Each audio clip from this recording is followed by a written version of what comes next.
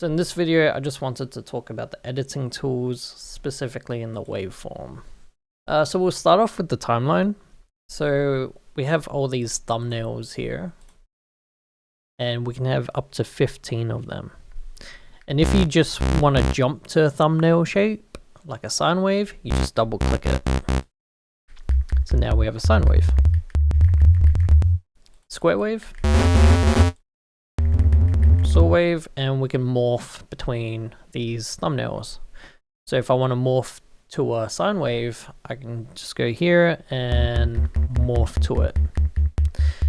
We can see how far I am morphing into the next thumbnail by this little indication here, which shows me where I am. Very cool. So if you wanted to add another thumbnail, we could right click and go add empty curve. If you wanted to add a thumbnail between two shapes, like a morphed one, we go add morphed curve. So now this shape is in between a saw and a triangle. We can also make a selection. Go copy selection. And then we can paste it into our timeline as well. Paste from clipboard. So we just copied this to here. And if these are like all over the place and they're kind of like squished up to each other and they're not evenly spaced out, we can right click and distribute it evenly. And we can also reverse the order by going reverse. Now going to the tools, we start off with the arrow tool, which is kind of like our staple. It's just moving a point up and down, left and right on the X and Y axes. If we hold Control and click, we can add in points just like that. Then our next tool, which is the pen tool, which is just clicking in points.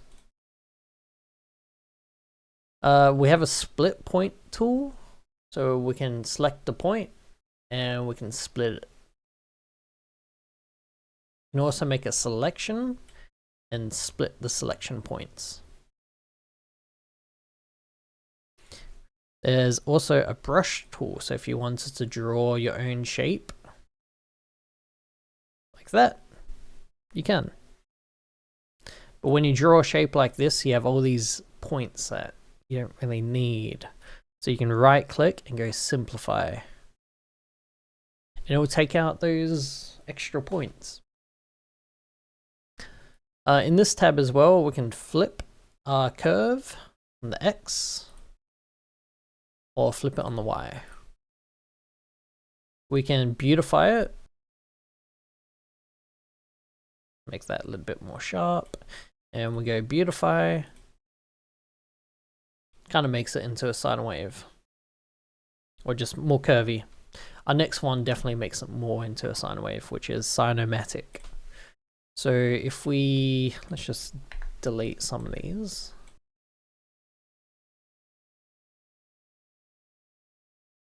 Like that.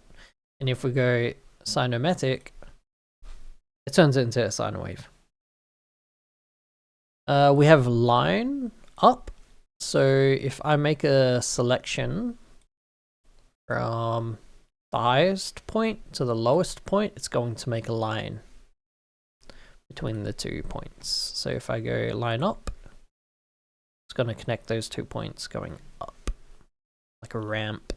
If our points are so close like these, we can distribute them evenly amongst the selection on the x-axis. There we go. So now they're not so close to each other. And then there's also a cleanup, which just cleans up the waveform. And then next up, we have scale. Make a selection and we scale it like this. We can make it go horizontal and we can make it vertical as well.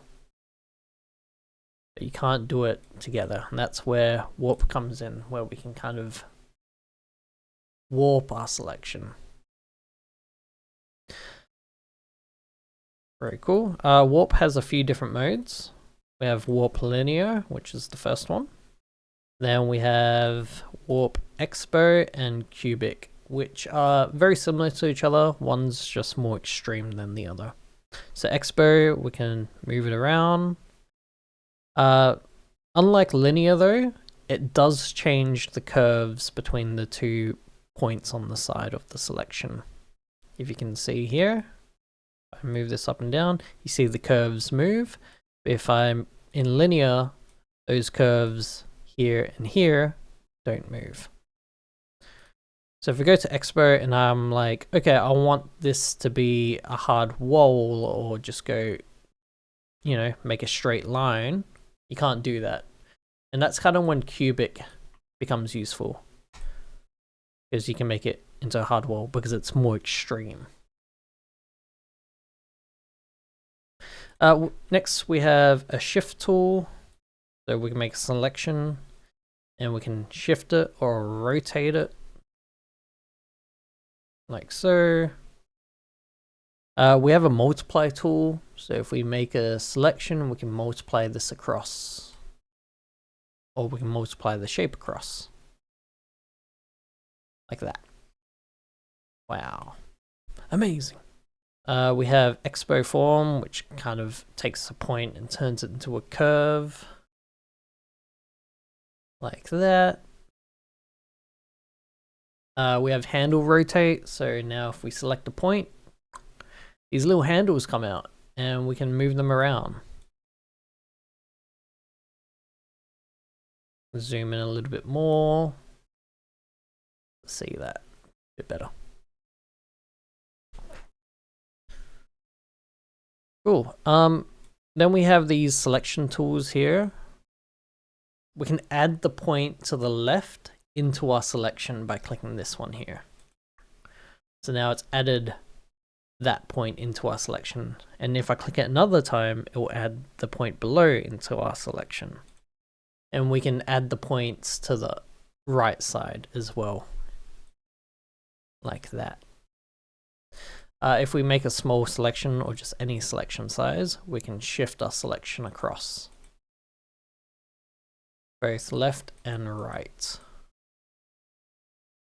This one here, properties, it makes the first point and the last point the same.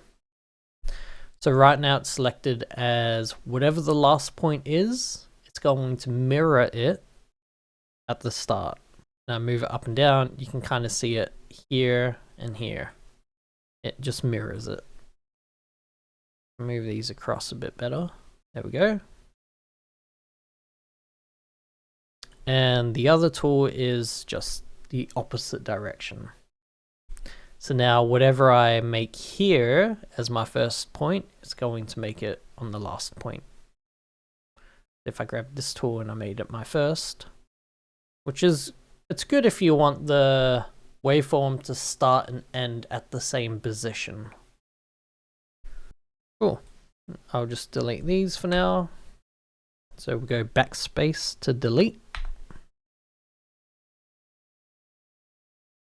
So now we're at curvature select. So we can select the type of curvature we're going to have. So right now it's just L shape, which is our standard, you know, curvature L shape. Then we have L pointy, which is the L shape, but just a little bit more pointy. And then we have a variation of that as L sharp as well. So now we have the S shape, which we can make an S. It goes both ways. And then we have S sharp, which is a variation of that as well. With the move tool, if we grab a selection, we can move it X and Y, right? But if we go move X, it will only move horizontally, but not vertically on the Y axis. And the same thing is for the move Y tool.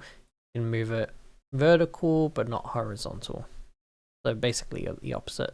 It's good to just keep it on move X, Y, well for me personally. The selection tool, So we can either have a box selection. I wanted to select this point and this point, and just drag like so. I can make a box and skip this point here, unlike the other tool, which is horizontal select, which if I was to do that, it's going to select the third point in between as well. Handles. This is just to enable editing the handles. So if I go to the arrow tool, if I click a point, I can see the handles. If I didn't have this enabled, I won't see the handles. So I won't be able to edit, unless if I can do this, but that's not the handle of the point. That's the handle of the point. Next up, we have snap to grid. So we can make a point snap to our grid points horizontally and vertically. But if we only want it to snap horizontally or on the x-axis, we can do that. But now it won't snap vertically. And we can do the opposite of that, which is snap grid Y. Or grid snap Y. It will snap vertically but not horizontally. I'll just keep that X and Y. Then we have squish, keep shape. So squish is squishing our selection, the top and bottom, or if once it hits a boundary, it pretty much squishes.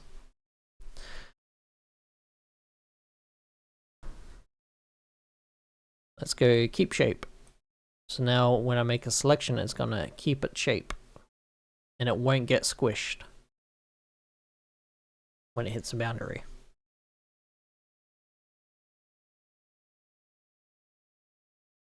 Now we have keep order. So we can move our selection, but we are stopped by the points beside the selection. So I can't go any further than that point because it's keeping its order. This will always remain before this point or in front of it. Then we have envelope mode, which moves everything from the start of the selection to the end. A bit better.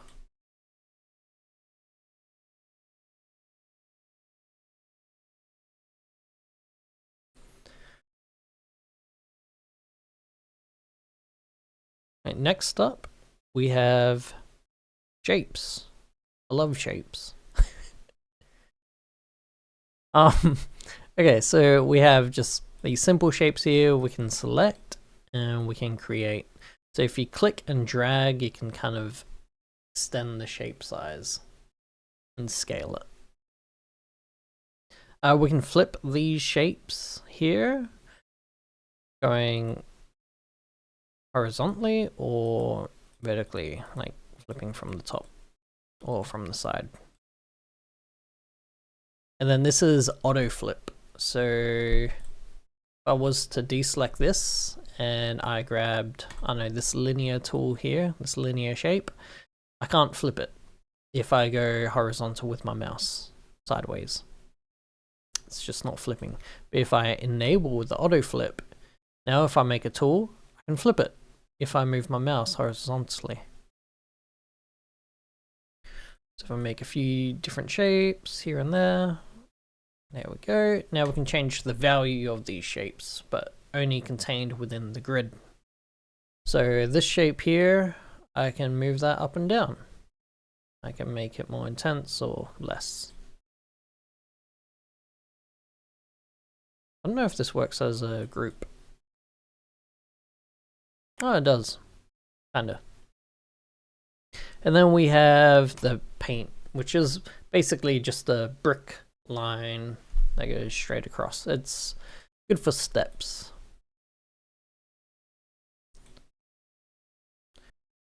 So, excuse me. So this is the morph transition here. So between all of these thumbnails, we can change the ease in and out between the morphing stage. So as this square turns into this triangle, we can make that morph easier in. We can have ease out and ease in. So we can kind of see with this line here, or these lines here, the morphing shape it's going to take place. Is it going to ease in or ease out when it's morphed? Yeah, so let's just make a sound, I guess. Let's make a sine wave. So I'll just play an ARP right now with some chords. Maybe, yeah, arpeggiator.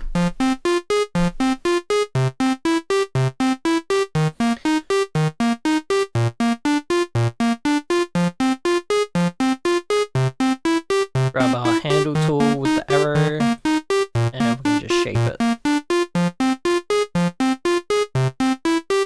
There you go, classic sine wave.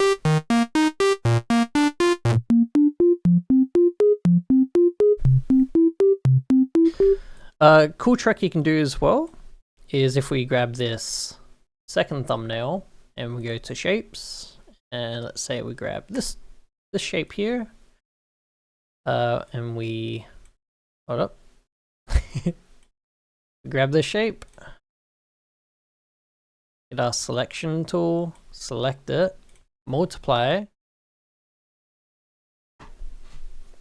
like so. Then we can use our guides. We haven't talked about guides yet, but guides are good if you want to, you know, use them for effects like curve filters, formant, all that stuff. And you can see the guide marks through here. Right now we're looking at the waveform and the effects waveform. So if we adjust this first guide here, let's say we put this to the halfway mark and we curve it like that, we can do this cool thing where if you right click, you can go cut away curve above the guide. So if I click it, now it cuts out everything above that guideline. If we go back to guides, we move it down here, and then we right click and go cut away curve below guideline. It's an easier way to get to a complicated shape like this. See how that sounds.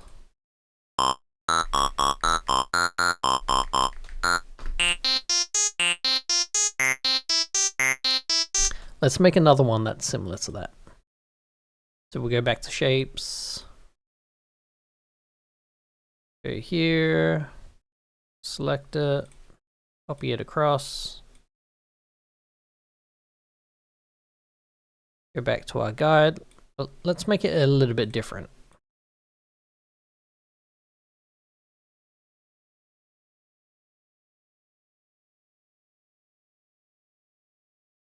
Now if we go cut below guideline, now if we go flip Y, gonna flip it. And we go cut away curve above guide. And we got a fish. How cool is that? Okay, let's see how that sounds. And if we morph it to the one before,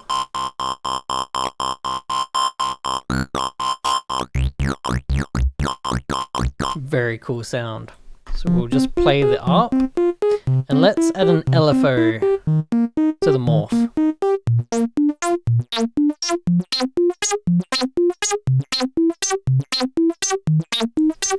And let's slow that down. Let's go 3.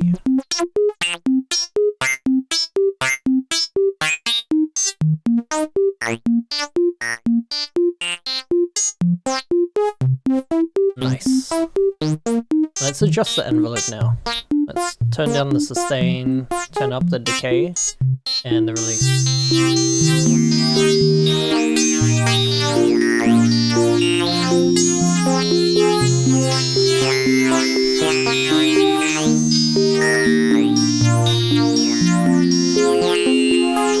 Maybe add an exciter? Maybe make some bounce, jitter, make it a little bit more further, add up the numbers of bounces, maybe make it pan, change the color, turn down the volume, maybe not make it so stiff.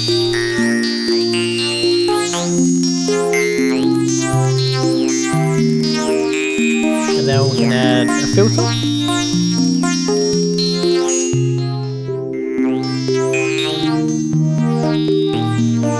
And maybe make it envelope here.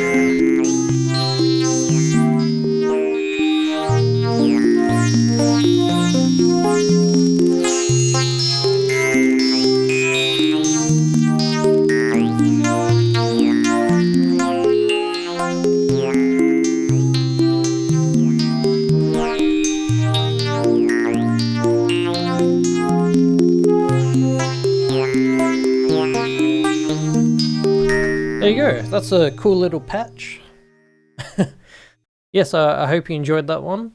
I'll make some more patches, I'll make some more videos in the future as well, but hope you enjoyed that.